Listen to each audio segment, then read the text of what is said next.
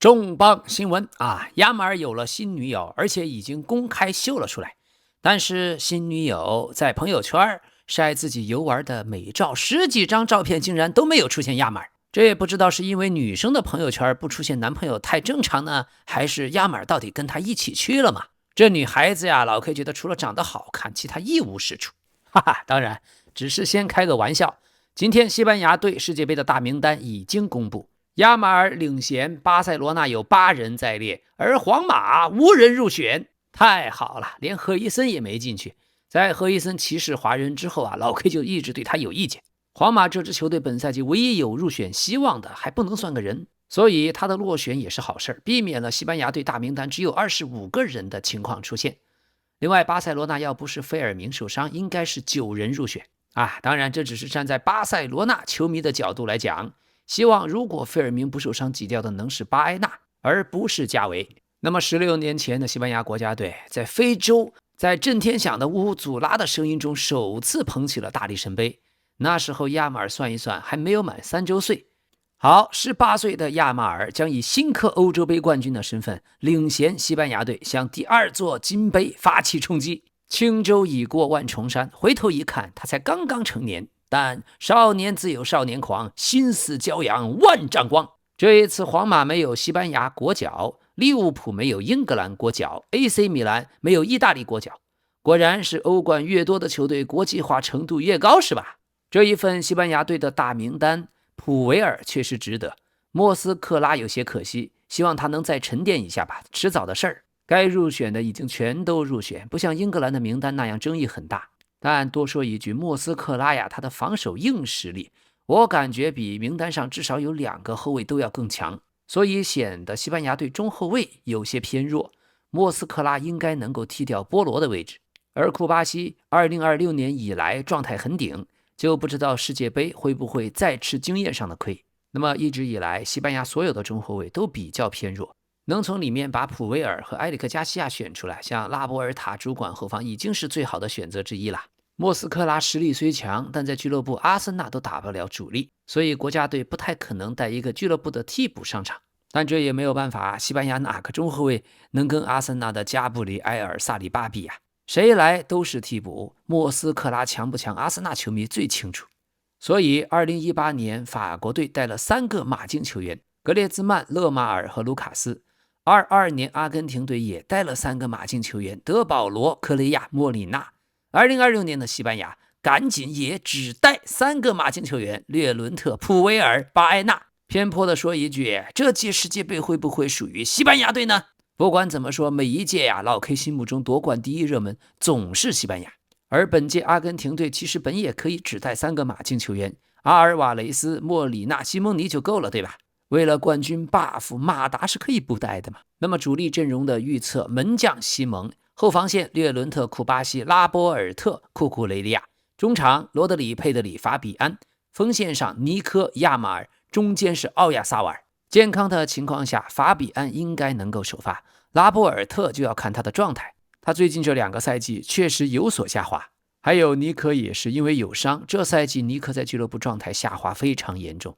一半以上都在踢替補，所以尼科有可能換皮諾，拉波爾特有可能換普維爾。至於法比安，光頭主教練確實非常喜歡他，而中後衛位置上首發巴埃納也說不定。本屆西班牙队最豪華的位置應該是门將，3個人都有在豪門首發的能力，最強沒有之一。2010年的西班牙隊門將方面也有卡西利亞斯、巴爾德斯和雷納，所以除了皇馬現在沒有西班牙國腳，其他方面沒有什麼問題。現在皇馬走霉運，歐冠跟金球獎方面現在都是一坨。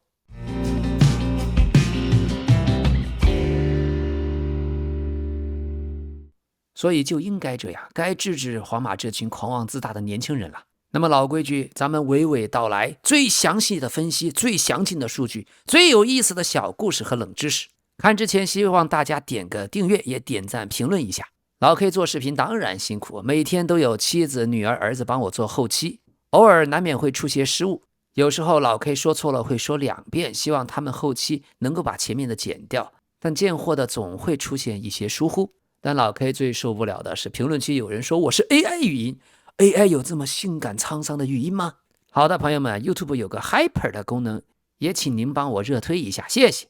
那麼首先，咱們覺得這一次西班牙名單最大看點就是正式的進入了以歐洲杯的冠軍為班底，再加上年輕的升級版新的模式。16年後，西班牙隊再一次具備了衝擊世界之巔的定位，背景是他們現在已經是歐洲杯的冠軍。第二大看點，目前有8名巴薩球員入選，這成為了結構化方面這次名單最大的特徵。霍安·加西亞、庫巴西、埃里克·加西亞、加維、佩德里、奧尔莫、亞马爾、費蘭托雷斯，个个都是名将。而第三大看點，皇馬球員全部缺席，也是最關注的爭議點之一。這是至少自1950年以來世界杯陣容首次出現沒有皇馬球員的情況。OK， 第四的一點，從落選人員來看，赫伊森、卡瓦哈爾、莫拉塔落選，引發了網民們的討論。個人有個人的看法，赫伊森我們覺得他敗了自己的人品，卡瓦哈爾確實傷也多也老了，在皇馬今年基本上就沒打上球。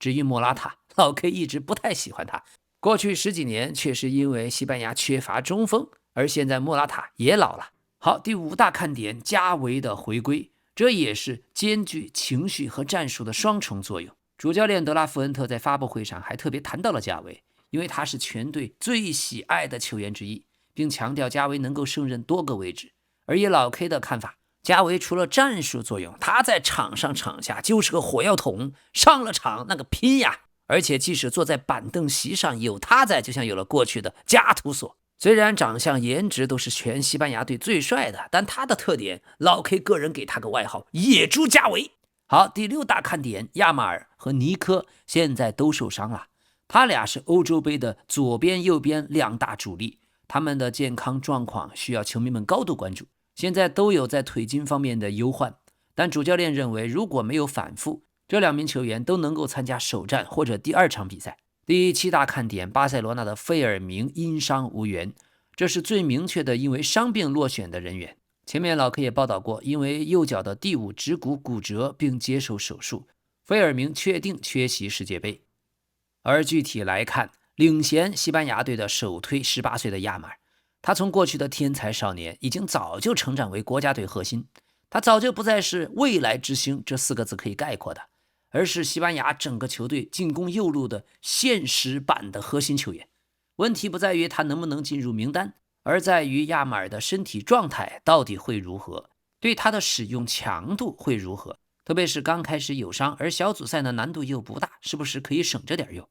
第三，關鍵的比賽亞馬爾還能否連續的輸出？現在所有人都知道亞馬爾的腿筋狀況，也就是未來世界杯大家最關注的點之一。球員第2位，尼科威廉斯，西班牙左路速度的按鈕，他在場上的意義不只是突破能力超強，尼科能夠讓西班牙隊不再只有傳統的控球傳來傳去，而是他就直接能在邊路制造直接的衝擊，甚至衝擊力比右路的亞馬爾更強。所以因為有了尼科和亞馬爾，西班牙隊既能控球，也能借助快速的邊鋒打反擊。過去老 K 節目裡也說過，上一屆歐洲杯我覺得尼科的表現比亞馬爾更好、更強、更有用。球員第3位，老將羅德里，這也是西班牙隊的戰術保險。西班牙隊球星眾多，無疑可以輪換許多的位置，但羅德里仍然是他們最難替代的中軸。這一點在曼城隊同樣也是如此。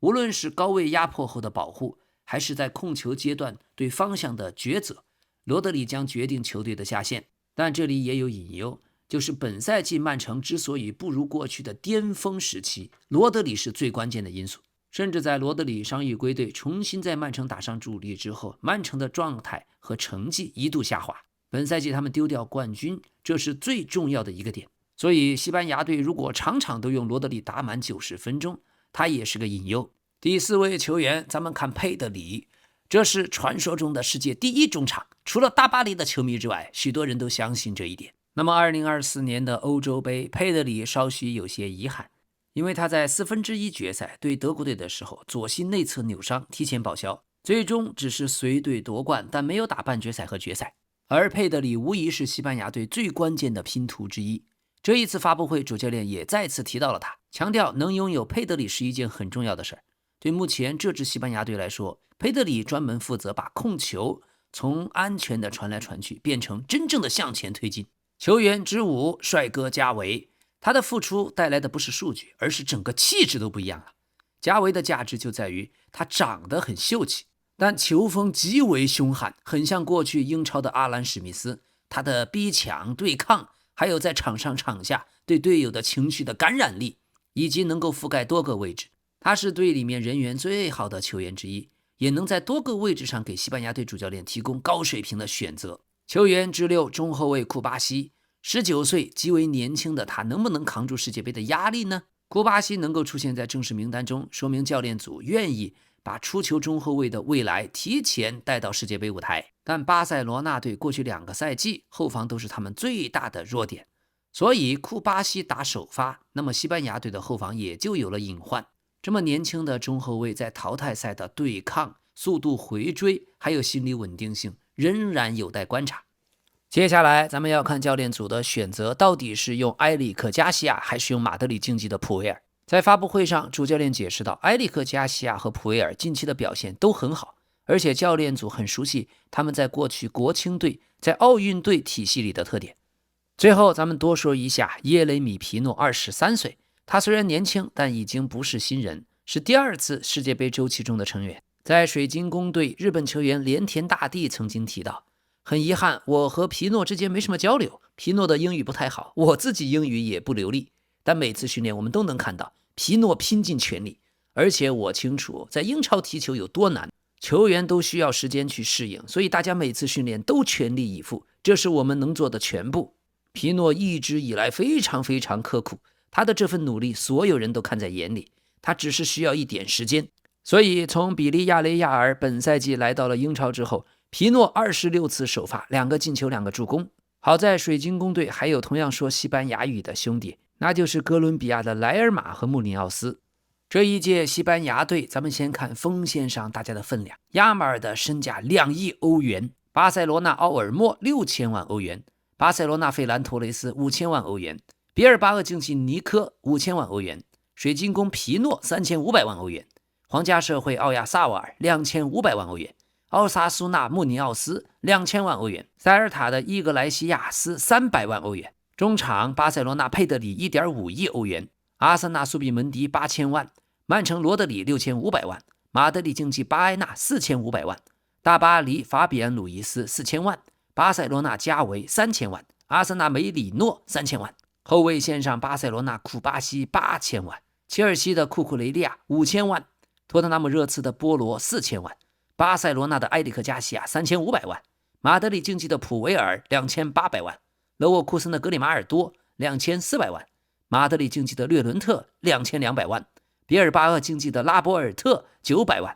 門將巴塞羅那的霍安加西亞4000萬，阿森納的戴維拉亞3500萬，比爾巴鄂競技的烏奈西蒙2500萬。西班牙全隊身價總計達到了驚人的12.71億歐元，這還有一個1億身價的菲爾明沒來呢，否則總身價怎麼也能和英國隊、法國隊扳手腕。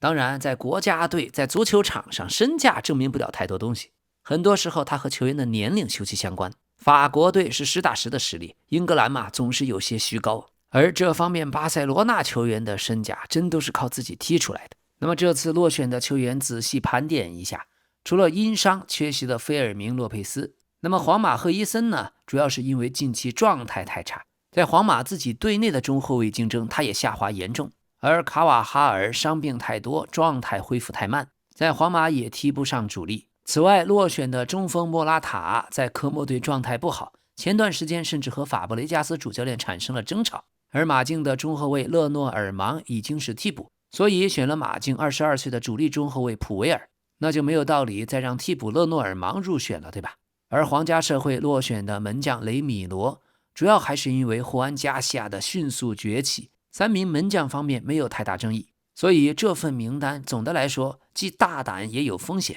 核心就是主教練在年輕化和有經驗球員之間的平衡。2年前的歐洲杯冠軍班底已經足夠強，所以德拉夫恩特只需要做一些細節方面的選擇，關鍵是在哪些地方進行換血。而有了這一批球員，在世界杯上，我預測主教練最喜歡踢的也許是4-3-3，中後衛庫巴西、拉波爾特，左邊庫庫雷利亞，右邊甚至有可能用波羅。那麼這套陣容呢，就能保留歐洲杯冠軍時期的控球的骨架。羅德里負責在中場平衡，佩德里負責節奏的把控，法比安·魯伊斯在中場負責推進和左腳球員的銜接，左右两翼繼續由亞馬爾和尼科提供1對1的爆點。這方面，亞馬爾、尼科的健康狀態是關鍵性的變量，所以邊鋒的位置存在一些懸念。而如果主教練想打得更激進，選用年輕化的版本呢，也可以用4-3-3或者4-2-3-1。那麼中後衛上，埃里克·加西亞有可能會替換下拉波爾特，左邊是不是可以用格里馬爾多，右邊繼續用波羅，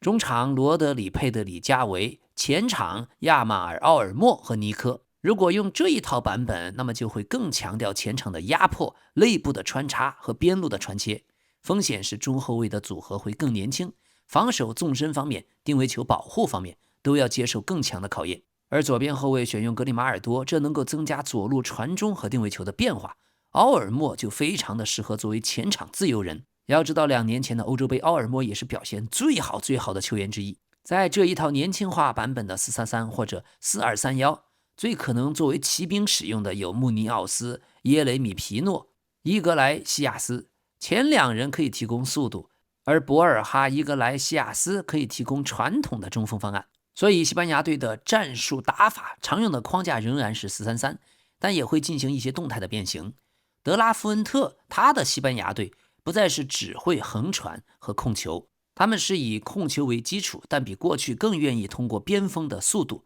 還有打快速轉換，還有更直接的進攻路線來打破對手的防線。進攻方式主要依賴的就是邊路爆點，加上中場球員控節奏。亞馬爾在右路可以內切創造機會，尼科在左路可以拉開寬度，佩德里和法比安·魯伊斯則負責將球送到內部區域，羅德里保證自己的2次進攻，並且防止對方打反擊。而在防守的方式方面，主要靠高位逼搶以及丟球後的立即反搶。像加維、奧亞薩瓦爾、費蘭還有奧爾莫這些球員都特別適合在前場進行壓迫。但問題只是跟巴塞羅那一樣，如果自己的高位壓迫被打穿，那麼年輕的中後衛和邊後衛身後巨大的空間會成為對手的攻擊點。所以西班牙隊如果小組賽或者前面的幾輪被爆冷，那麼主要的問題就會出現在這裡。另外，西班牙隊在中場的結構毫無疑問，羅德里是他們單後腰的核心，而蘇比門迪可以作為一個保險。如果對手很強，中路的衝擊力量很大，西班牙队就可以讓蘇比门迪上場，跟羅德里形成双後腰的保護，犧牲一個攻擊手，換來對防線更好的保護。除此之外，西班牙隊的定位球既有他们自己的武器，但同時也存在隱患。比如在對土耳其的比賽裡面就已經暴露過在定位球防守方面的問題。要知道世界杯特別淘汰賽一場定輸贏，這可能會比高控球率更致命。所以結合過往，這一支西班牙隊他們的優點主要有4點。第一是中場厚度極為恐怖，擁有了羅德里、佩德里、法比安·路易斯、蘇比門迪、加維、梅里諾、巴埃拉，幾乎每個人都能夠覆蓋全場控球，都能夠防守、推進、對抗和定位球都很厲害。第二就是2翼的爆點是世界級的，而且甚至是最強的。最佳狀態的亞馬爾和尼科可以讓西班牙隊不再只是把球傳進球門，他倆都完全能夠通過個人的突破改變比賽和結果。第3點，教練的體系保持穩定。自從2022年底德拉夫恩特接手以來，他帶隊拿到了2023年的歐國聯冠軍，2024年的歐洲杯冠軍，2025年的歐國聯又進入了決賽。第4點，目前這份陣容的年齡結構相對來說很健康，既有像羅德里、拉波爾特、法比安·魯伊斯、博爾哈這樣的老將成熟的球員，也有像亞馬爾、庫巴西、加維、維克托這樣的年輕力量。22歲的維克托·穆尼奧斯是奧薩蘇納的邊鋒，這個年輕的騎兵他在場上的速度和變節奏的能力是大家要關注的重點。那麼接下來老 K 在雞蛋裡面挑石頭，也給西班牙隊指指他的問題和缺點。第一，首當其衝，關鍵是目前2大世界級邊鋒的健康問題，2個人的腿筋隱憂到底1個月後恢復會如何？雖然教練組目前態度相對樂觀，但對尼科呀，老 K 是真沒有信心。第2點就是中鋒位置，西班牙隊一直以來就弱。奧亞薩瓦爾、費蘭托雷斯、博爾哈雖然也各有各的用途，但沒有一個是傳統意義上具備穩定可以碾壓級別的世界杯9號位。上屆歐洲杯奧亞薩瓦爾的表現相當帥，這2年後他能拿出來什麼樣的狀態，將關係到西班牙隊的前途和命運。因為尼科和亞馬爾兩側創造的機會再多，中路也需要中鋒能夠一錘定音。足球簡單講就是關於進球和能進多少球的一個簡單遊戲。第4個最大的缺點或者是隱憂吧，就是外界總是會對西班牙隊期望值過高，連續的在歐洲進入決賽拿到冠軍，歐洲杯冠軍的身份，這讓西班牙隊從挑戰者已經變成被大家研究的熱門。還有就球隊的自信很高，但同時也背負了巨大的期待。有時候这種問題處理不好的話，會是肩上非常沉重的擔子。那麼接下來老 K 也簡單的介紹一下西班牙隊主教練德拉夫恩特。因為千軍易得，一帥難求，一支球隊的領軍主帥很多時候會關係到球隊的命運。德拉夫恩特這位主教練特殊之處在於，他並不是那種空降的名帥，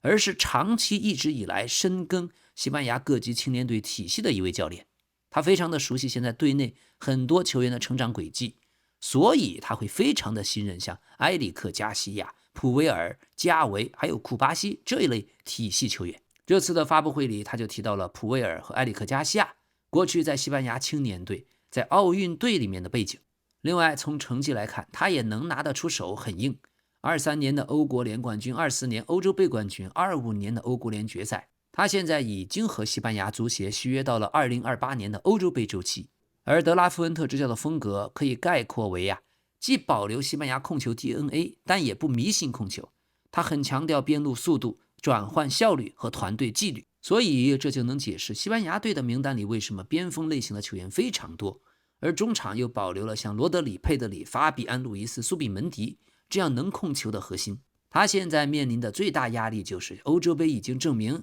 他能夠贏下歐洲，但世界杯是完全不同的，甚至於世界最強隊之一荷蘭從來就沒有在世界杯拿到過冠軍，所以新的要求德拉夫恩特證明自己能夠率領西班牙重新統治世界。而在世界杯，西班牙隊的歷史最佳戰績就是2010年的世界杯冠軍，這一次也是他們第17次參加世界杯。自1978年以來，他們能夠連續的參加世界杯決賽圈。如果對比一下2010年那一支全明星陣容，最大的呼應就是這兩支球隊，西班牙都同樣依靠中場的控制，同樣擁有強大的巴塞羅那的技術的基因，但不同點在於目前這支西班牙隊更快、更年輕，也更依賴邊路的1對1。從老 K 個人來看，這是好事兒。在2010年，西班牙隊當時的無鋒陣屬於來自未來的足球戰術和哲學，但經過了16年，世界足壇無數的主教練的模仿，已經讓傳控體系陷入一種審美疲勞，所以更需要的就是1對1，更需要的就是邊路的突破或者內切。這一點在克魯伊夫過去的許多文字裡面已經闡述過，包括老 K 自己帶青訓球員的特點也是非常的看重體系化的1對1訓練。還有瓜迪奧拉，無論哪一位足球經紀人給他推薦新的球員，他第一個問題總是這個球員能不能控球。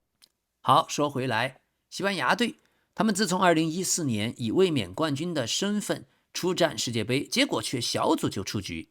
那麼2018年、2022年也沒有能走到最後，所以西班牙隊長期處在一種質疑當中，說他們是控球能力還在，但殺傷力已經大幅下降。好在亞馬爾的出現，尼科威廉斯的出現，最後轉折點來自於德拉夫恩特的接手。西班牙隊依靠拿下23年的歐國聯和24年的歐洲杯，已經重新建立起一種贏球的信念，所以他們本質上的定位並不是一支重建的隊伍，也并不是他们的最後一舞。這一支西班牙隊德拉夫恩特時代，在自己的生命週期正處於30歲、40歲年富力強的時候，所以歐洲冠軍將帶着新一代的新人衝擊世界杯王座。那麼有意思的是，這次西班牙隊名單發布的時候，視頻裡面西班牙國王菲利佩6世也參與其中。發布名單的視頻是用了不同的職業、不同背景的普通人來讀出球員的名字，主題就是當西班牙隊比賽的時候，我們都在比賽。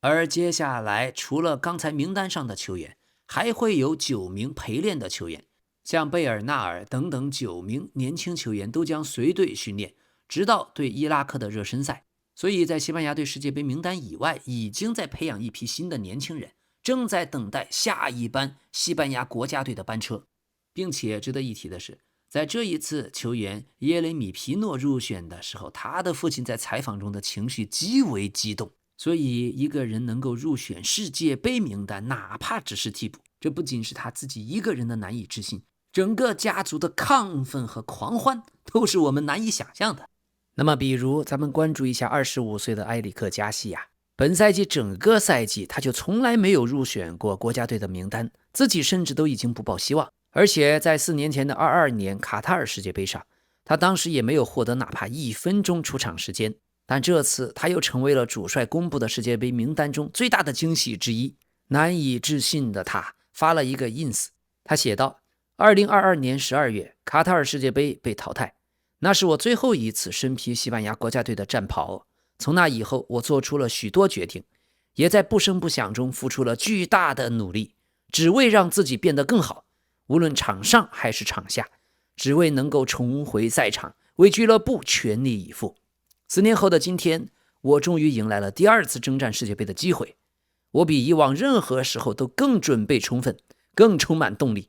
我渴望和這支隊伍一起為所有的目標而戰，也感謝所有支持我、幫助我每天變得更好的人。本屆西甲聯賽雖然埃里克·加西亞在右後衛的順位偏低，但各大機構評選的西甲最佳陣容都有他。最後主教練帶上他也是眾望所歸。而如果右後衛的位置西班牙隊用波羅和亞馬爾似乎有些不來電，比賽看上去甚至兩人基本毫無配合。而埃里克·加西亞他能踢的位置就非常多，屬於真正的萬金油。他過去在赫羅納隊遇上了提拔自己的米歇爾，突飛猛進，赫羅納真是讓他開竅的好地方。今年的比賽中，他也是在後場把除了门將之外其他所有的位置都踢了個遍，甚至有時候還能客串後腰。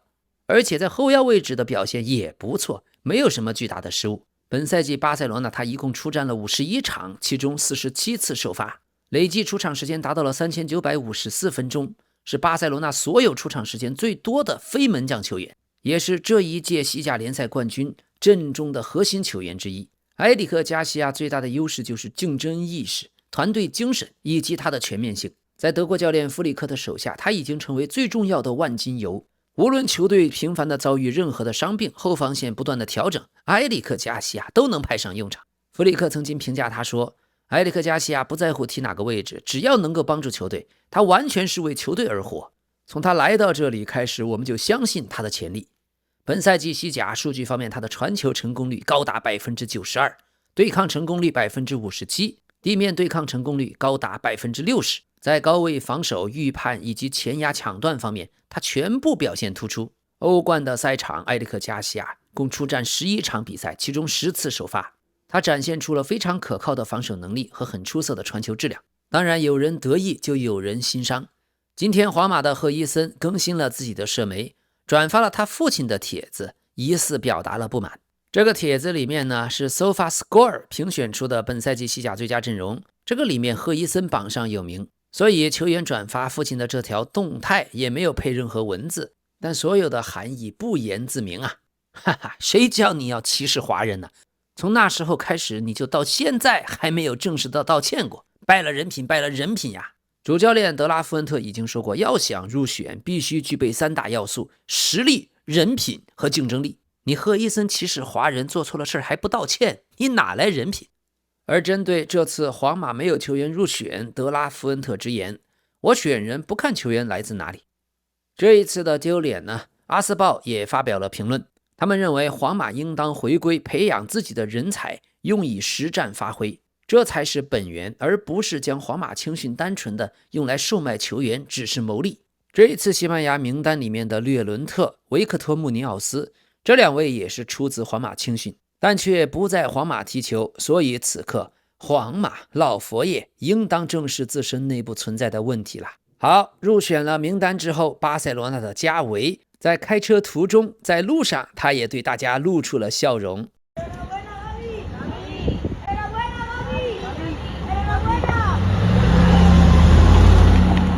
這是真正發自內心的微笑。西班牙隊的顏值擔當，難怪會有公主這樣的迷妹也會喜歡你呀。對許多巴塞羅那的球迷來說，他才是親兒子，他才是真的太子。在這次公布大名單的時候，亞馬爾還悄悄地拍下了加維得知自己入選名单的反應。這種興奮，這種狂喜，能夠看出世界杯應該是所有人的夢想。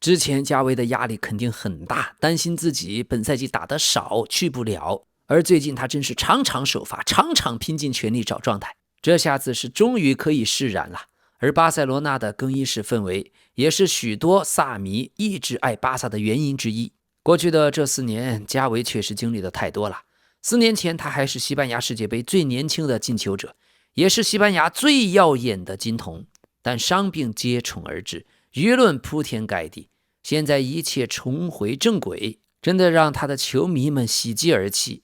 而亞馬爾唯一不可能破的記錄，就是加維最年輕為國家隊進球的記錄。當時的加維差不多18歲4個月，而亞馬爾接下來參加世界杯就已經要顯得更老一些了。好，至於本賽季非常丟臉的英超名隊熱刺，得益於西班牙現在右邊後衛確實沒有啥好人選，那麼熱刺也拿出了自己最強的右後衛波羅。而且在熱刺自從特里皮爾之後右後卫位置各種神仙各種妖怪，沒有一個靠譜的。波羅還真是最近幾年熱刺最強的右後衛，精神力也沒得黑。由於2年前的歐洲杯上卡瓦哈爾的發揮太好了，皇馬傳奇嘛，整體上還是更適合西班牙體系的。所以上屆歐洲杯波羅上場以後，西班牙的球迷會非常的不滿意。但現在沒办法，卡瓦哈爾已經不在，波羅已經是陣中最佳人選了。他的問題速度稍慢，而且進攻屬性太強，和亞馬爾之間不太能配合，甚至好幾次由於他進攻屬性太強，亞馬爾甚至要給他補防。即便如此，但相較於埃里克、加西亞和列倫特，他的優勢就是正硬的右邊後衛。今天托特納姆热刺官方的 ins 也恭喜了波羅。另外，英超的难兄难弟切爾西也發了 ins， 恭喜了自己的球員库庫雷利亚。对青湖资本來說，世界杯就是他們的展銷會。之前有傳聞巴塞羅那想買若昂佩德羅，但現在青湖集團已經悄悄地將他下架了，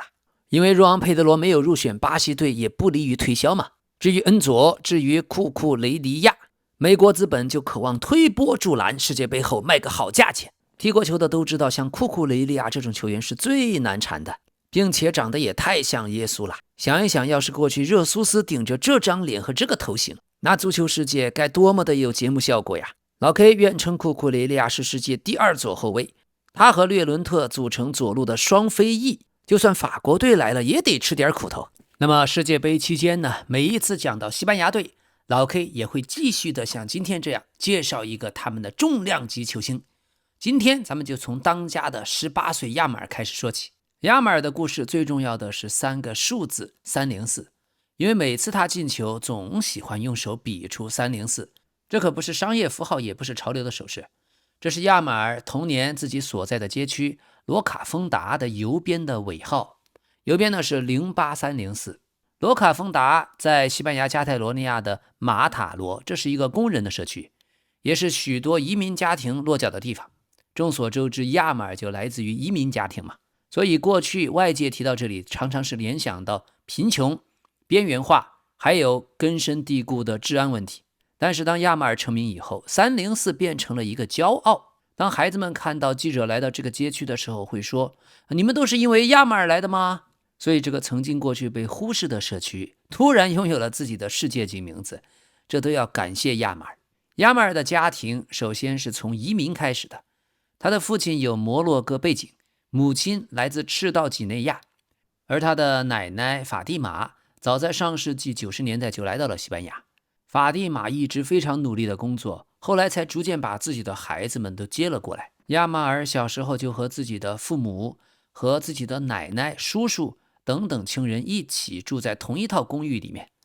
對許多普通家庭來說，足球只是興趣，而對亞馬爾來說，他才剛剛只有4歲的時候，父母當時把他帶到了當地的一個小俱樂部，叫 CF 拉托瑞塔，而大家立刻可以看出來，小小的亞馬爾呀，就只想踢球。教練一讓他上場，馬上就能看出這可不是一個普通的小孩，他是個天才。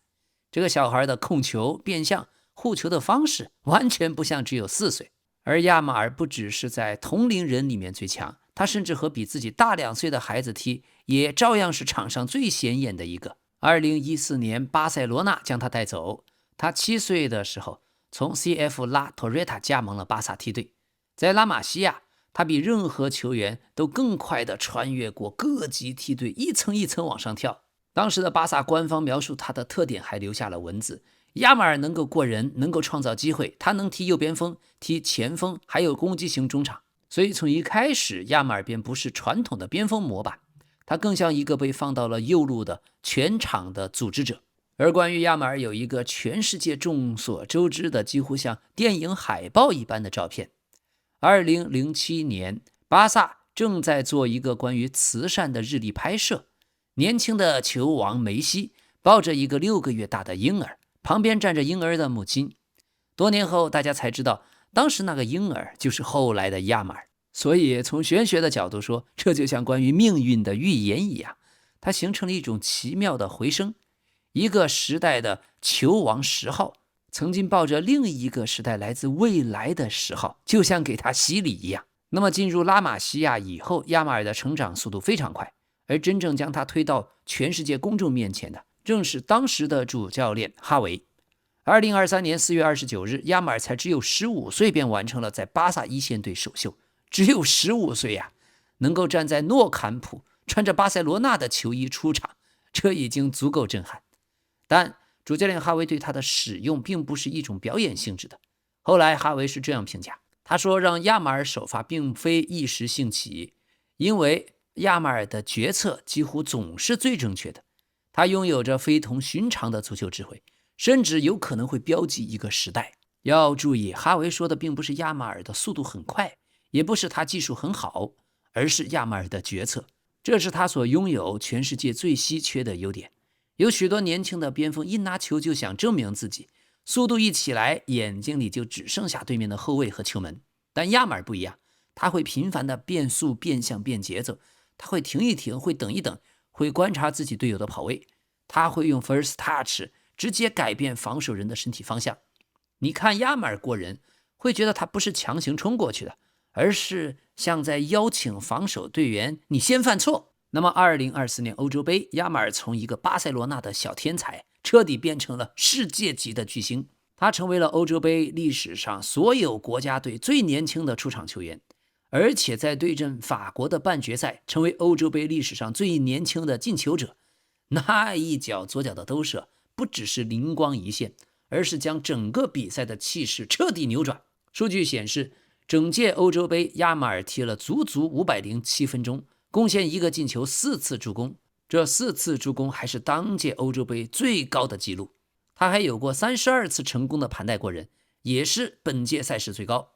最終拿到了2024年歐洲杯最佳年輕球員。那一腳進球，賽後西班牙主教練德拉夫恩特回憶說，那是天才般的一筆。但接着主教練說，更重要的是我們必須照顧好亞馬爾，讓他保持謙遜，要腳踏實地。因為那時候他還只是一個16歲的孩子，一個16歲的天才被大家看見以後，真正困難的部分才剛剛開始。而在這裡多說一句呀，請注意，亞馬爾本來是可以選擇西班牙隊，也可以選擇摩洛哥隊，甚至他母親一方還可以選擇吃到幾內亞隊。對此，摩洛哥國家隊並非沒有努力。當時的主教練雷格拉吉後來透露，自己就見過亞馬爾，也見過亞馬爾的爺爺，向他展示過摩洛哥國家隊的計劃，包括非洲杯和未來世界杯。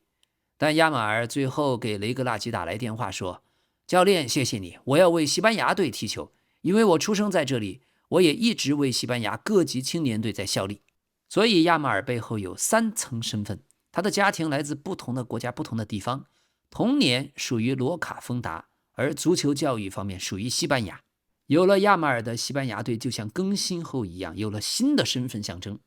這一支西班牙隊不再只有過去那種傳控的標籤，它更代表着移民家庭、混合的身份和更加直接的进攻方式。就在那一届歐洲盃決賽，亞馬爾助攻了他的好朋友尼克威廉斯破門。當時的那個畫面有着很強的意義。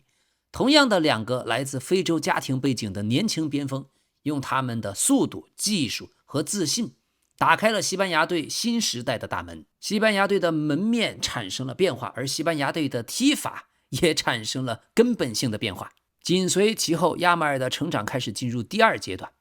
如果說哈維是第一個為他打開一線隊大門的人，那麼後來的主教練弗里克更像是給他設置規則的人。弗里克曾經公開說過，亞馬爾是天才，但他必須工作、工作再工作。這句話初聽上去像是老生常談，但非常關鍵，因為巴塞羅那從來不缺天才般的少年。真正難的是如何讓一批又一批、一個又一個天才少年要穿過媒体、商業、傷病、壓力，還有各種比較、各種誘惑，讓這些天才能在巴塞羅那真正踢滿5年、10年、15年。2025年的時候，巴薩官方宣布亞馬爾續約到了2031年，隨後就將10號球衣交給了他。這個號碼背後有着梅西、羅納爾迪尼奧、里瓦爾多等等名字，所以它可不是件普通的球衣，而是一種沉重的來自歷史的压力。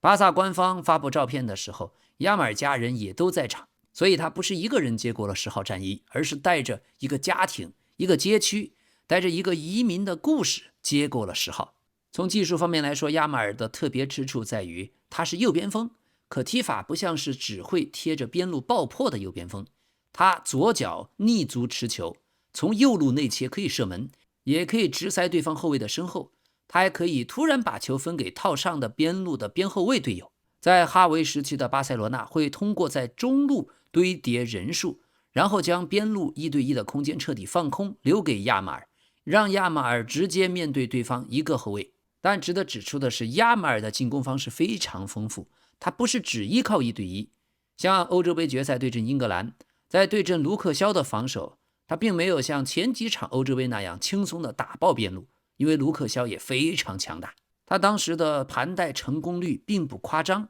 但面对盧克肖，他改變了自己，調整了自己的方式，仍然送出了決定勝負的助攻。這說明當時只有16歲的亞馬爾已經從我能過你變成了我能找到另一種方式來傷害你。這是一個世界級邊鋒成熟的重要標誌和信號。當然，亞馬爾也並非沒有短板，許多戰術報告都提到亞馬爾還需要提高自己防守的效率，提高無球跑位和站位的能力，提高自己在終結方面、在進球方面的穩定性。對此，巴薩主教練弗里克有過提醒，天賦只是一張入場券，不是職業生涯的保證。那麼在巴塞羅那隊內，拉菲尼亞曾經把他當作是小兄弟一般的隊友，队友們經常會提醒他、糾正他，而亞馬爾也願意聽。另一方面，在右路，埃里克·加西亞經常談到自己和亞馬爾是在右路如何形成了默契。有時候他套邊，有時候內收，有時候會故意的留出位置讓亞馬爾去1對1。這說明亞馬爾從來也不是孤立的在右邊路進行個人秀，他也需要隊友幫他創造空間，也需要隊友去理解他自己何時內切，何時停球，何時又突然加速。那麼亞馬爾也曾經談到過，自己的母親一直希望他能好好學習，但亞馬爾自己很早就已經意識到，足球才是自己的路。他甚至問過母親，你想在哪個區域，我給你買你想要的房子呀？這可不是炫富，而是一個純真的少年對自己媽媽的承諾。我知道你為什麼辛苦，我想把你帶到更好的生活裡去。但同時年少成名也曾經給這個家庭帶來過陰影。在2024年，多家媒體報道過，他的父親在馬塔羅一帶遭遇了持刀的襲擊。雖然隨後情況很穩定，但警方立刻採取了逮捕行動。這次事件是一個提醒，當一個少年突然變成了全球名人，他的家庭成員也會突然暴露在巨大的關注和風險當中。亞馬爾的奶奶就曾經在西班牙的電視節目裡談到了亞馬爾的名氣給大家帶來的麻煩。他甚至說出了非常強硬的話，當時他說，如果他們想殺我，我就在這兒。所以足球既改變了家庭命運，也改變了家庭的安全感。老觀眾都記得去年2025年在亞馬爾18歲的生日引發的派對事件，當時的爭議極大。西班牙的 ADEE 組織指責亞馬爾的生日派對涉嫌僱傭侏儒症的人士做娛樂用，並表示將採取法律行動，因為西班牙相關法律禁止以可能造成羞辱或者損害尊嚴的方式展示殘障人士。當時亞馬爾的團隊沒有立刻做出回應，但也引發了廣泛的社會討論。而年少的他在戀情和八卦方面也有過一些緋聞，最重要的就是和阿根廷歌手尼基尼科。2025年8月，亞馬爾在社交媒體上給自己的女朋友尼基尼科慶生，兩人的關係當時正式公開。後來媒體又報道兩人分手，亞馬爾否認了是自己出軌的傳聞。現在這個事情已經過去，但我們都知道亞馬爾已經成為了娛樂媒體追逐的对象。除此之外，還有過許多女網紅和亞馬爾之間的緋聞和故事，圍繞他的傳聞很多，這也是當今這個流量時代的背景的噪音。但我們都不要忘記，亞馬爾只是一個18歲的少年男孩而已。但亞馬爾最迷人的地方不是他到底像不像梅西，他自己也多次表達過，梅西是歷史最佳，而亞馬爾只想走屬於自己的路。這個態度非常重要，因為每一個巴薩的天才少年出世，就都會被放進梅西的陰影裡去進行比較，而真正能活下來的必須找到屬於自己的光。而亞馬爾他不是童話裡被選中的孩子，他是一個從304社區走出來的孩子。他把一個郵編變成了首飾，把一個街區變成了符號，把一個移民家庭的故事踢進了歐洲杯、世界杯。他屬於諾坎普，他也屬於全世界的球迷。未來的亞馬爾只要保持健康，已經注定成為歷史級別的球員。但是在足球的世界裡，太多的少年天才过去升得太快，飛得太高，最後落下來也很快，摔得很重。傷病、壓力、商業、媒體、名氣、慾望，每一樣都可能改變一個球員的軌跡。但至少到今天，亞馬爾已經證明了一件事，他不是憑空出現的。在天才的背後，有奶奶的遷徙，有他媽媽的辛苦，有父親的陪伴，有社區的水泥地，有拉瑪西亞的訓練，還有教練的信任，以及他自己一次一次拿球面對全世界的勇氣。所以在世界杯上，當亞馬爾再次比出304，那個手勢不只是慶祝，他在告訴所有人，我從這裡來，我還會繼續往前走。好的，亞馬爾昨天也在社交媒體首次曬出了和新女友的自拍合照。上周兩個人就已經共同參加了巴薩的賽季慶功宴，公開亮相。而這一次自拍公開關係，他的女友也在社交媒體轉發了合照，還配上了一個愛心的符號。小伙子眼光越來越好了，由於他自己也年輕，如果找妹妹的話，妹妹全是未成年，所以小孩哥每次都愛上了一個姐姐。你小子把身體保持好，心情保持好，準備迎接世界杯吧。就在今天的巴薩基金會慈善拍賣中，亞馬爾的球衣拍出了最高價格75527歐元。這件球衣也正是在今年的歐冠1/8決賽，巴塞羅那對陣紐卡7-2大勝的那一場，亞馬爾穿過的。這件球衣最受收藏者和球迷追捧，一共收到了69次出價。而隨後佩德里的球衣以12273歐元排第二，拉菲尼亞的球衣11270歐元，萊萬多夫斯基的球衣11113歐元，菲爾明的球衣也突破了5位數，最終價格10109歐元。好的，接下來看看今天的足球新聞。AC 米蘭主教練阿萊格里果然已經下課，而且俱樂部多名高管也會一同離任。首席執行官喬治·弗拉尼、體育總監伊格里·塔雷、主教練阿萊格里以及技術總監蒙卡達，他們都將離開。除了伊布拉希莫維奇，其他全換了。但會不會伊布才真正是該離開的那一個呢？好在米蘭後期伊布也沒有再插手球隊的事務，但也有傳聞說伊布給隊員們打了電話，架空了主教練，真假就不知道了。反正那幾天有新聞說是跟阿萊格里決裂了。現在有消息，那不勒斯可能會挖走阿萊格里，而孔蒂又可能去執教 AC 米蘭，並且這兩人都有可能去意大利國家隊執教，真屬於意大利足球圈內的循環使用。那不勒斯的老板德老對阿萊格里青睞已久，儘管這次 AC 米蘭的戰績帶得非常失敗，德老卻沒有改變自己的想法。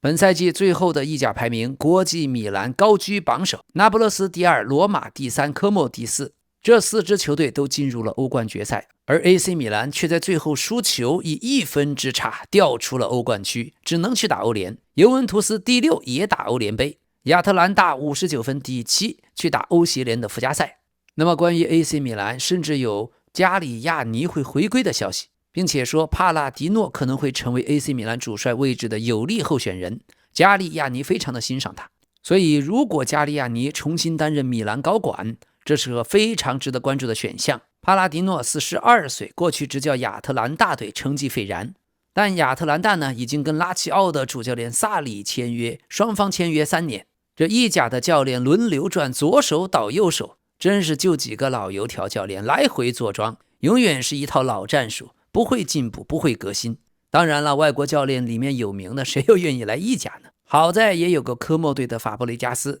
但法布雷加斯有科莫的股份，也算是老板之一。說實話，法布雷加斯如果想繼續教練生涯，遲早也會離開意甲。而拉齊奧這邊，加圖索即將成為他們的新主教練，雙方簽約2年。對加圖索，大家的評論爭議很大，他到底是個好教練呢，還是執教水平一塌糊塗呢？不過總之，每次總能找到工作，就看看帶拉齊奧會怎麼樣吧。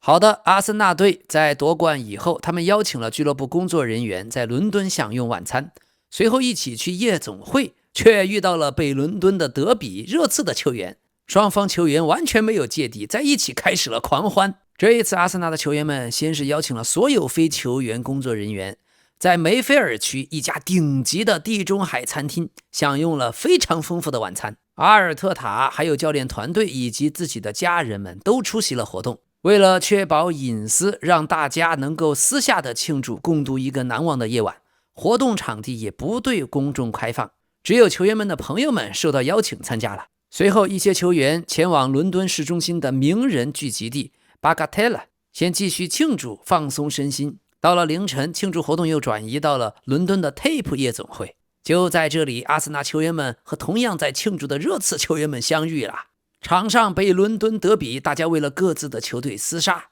場下昨晚的北倫敦是全英格蘭最開心的地方。想想4月份，當時阿森納一片哀嚎，熱刺一片狼藉。好在最好的都留到了最後。4月份討論的阿森納丟冠軍，熱刺要降級，最後5月份啥都沒有發生。你奪冠，我保級，大家都有光明的未來。來，乾一杯！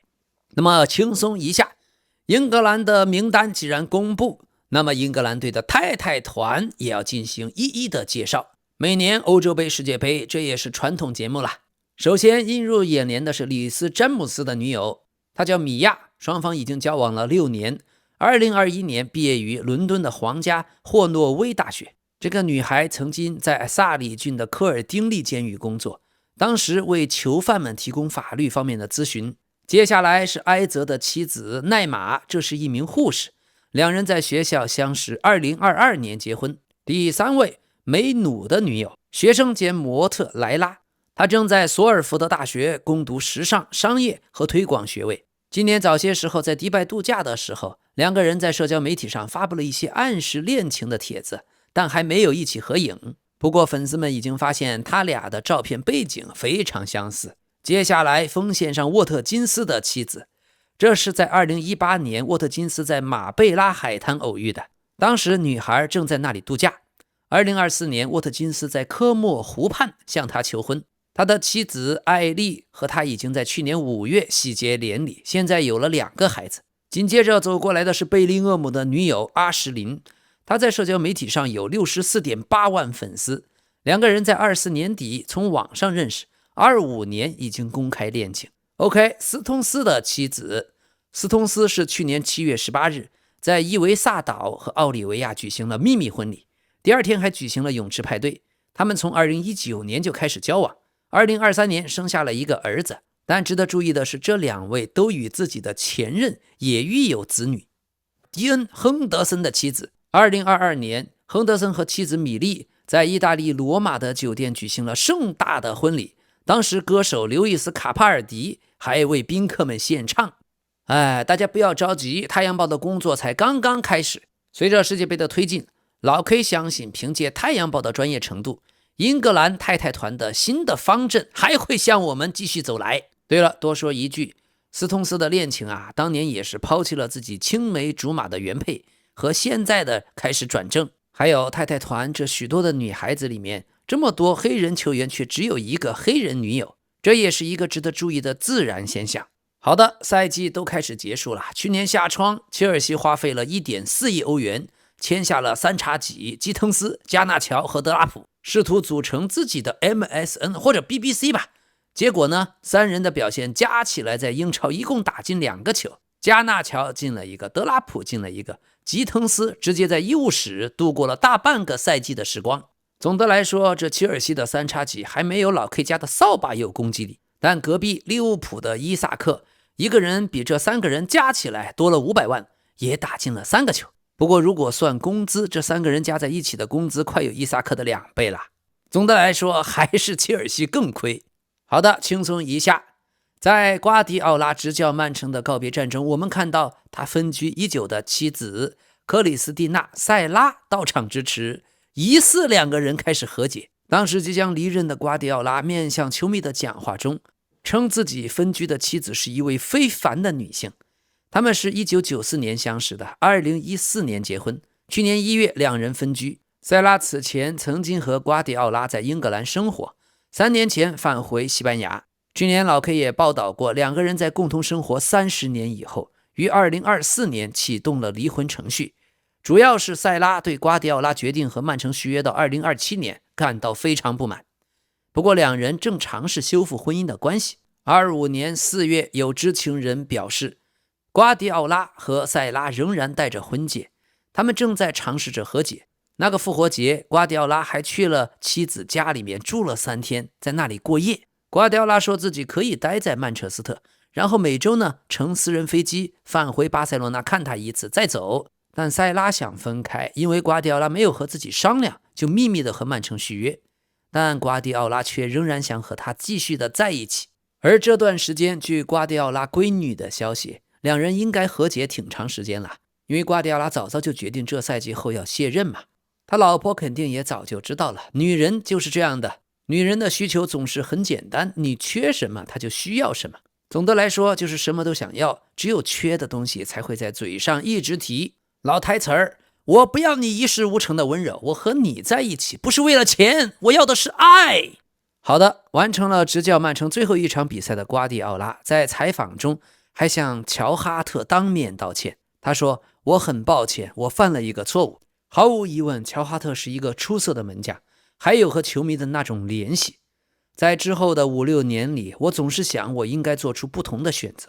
還有喬哈特的為人，所以我之前說過，我犯了許多錯誤。所以咱們的呱呱也算真爺們兒，能夠當面道歉而不是嘴硬，這真的不容易。還有，他從來不只是在足球領域敢於發聲。老球迷都知道，瓜迪奧拉經常在政治的事物上發出自己的聲音，所以最後能夠看到瓜迪奧拉和喬哈特擁抱在一起和解，所有的球迷都釋懷了。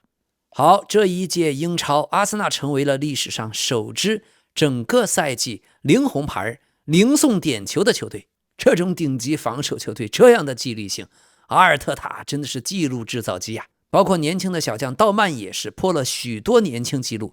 這是值得槍迷一生銘記的重要賽季。還記得1年前阿森納拿了賽季最多的紅牌，沒想到1年後阿爾特塔調教的他們就冰清玉潔了。好，另一方面，福登落選了世界杯大名單，他的7歲兒子非常不滿，在社交媒體上轉發了安慰信。這名7歲的孩子擁有410萬粉絲，他分享了一封球迷寫給自己爸爸的信，信裡面這樣寫道：